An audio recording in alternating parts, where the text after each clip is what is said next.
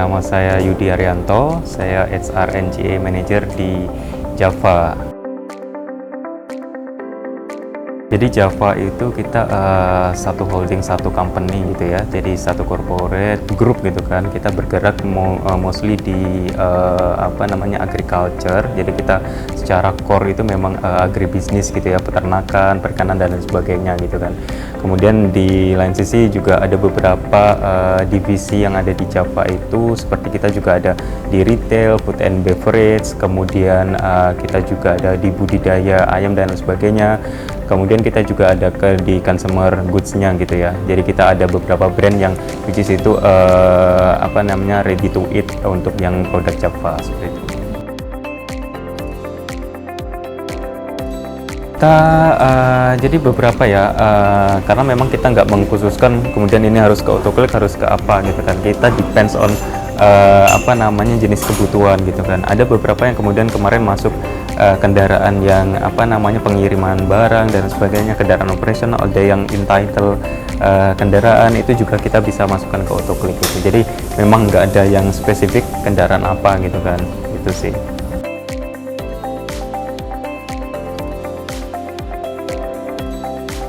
Dari sisi kita invoicing dan sebagainya itu kan tercecer satu-satu, itu kan itu dari sisi administrasi. Tapi dengan kemudian kita bisa terpusatkan ini gitu kan, jadi lebih enak aja dari sisi kontrolnya, itu satu. Kemudian dari sisi respon dan lain sebagainya, ada beberapa bengkel yang kemudian kita harus maintain.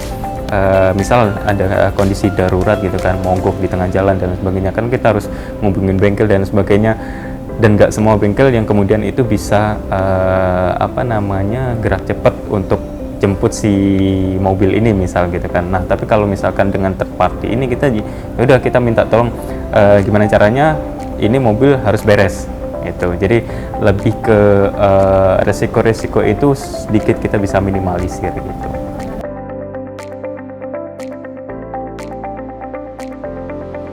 Misal pernah waktu itu ada mobil kita mogok malam, tapi di malam itu kita harus nunggu besoknya.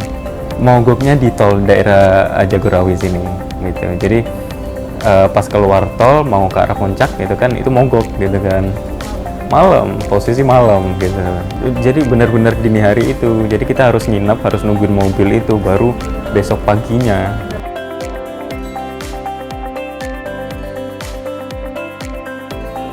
Nah, jadi ketemunya waktu itu dari salah satu sosmed gitu kan, sebut saja LinkedIn gitu kan, ada salah satu tim autoclick kemudian approach gitu kan, terus kita ketemuan, oke, mereka present, oke, ini menarik gitu kan dari sisi third party-nya dan sebagainya gitu kan. Terus kemudian karena so far ini kita perjanjian atau rekanan dengan beberapa bengkel, kemudian ya udahlah, karena urusan administrasi biar lebih ringkas segala macam, ya udah kita langsung autoclick aja gitu.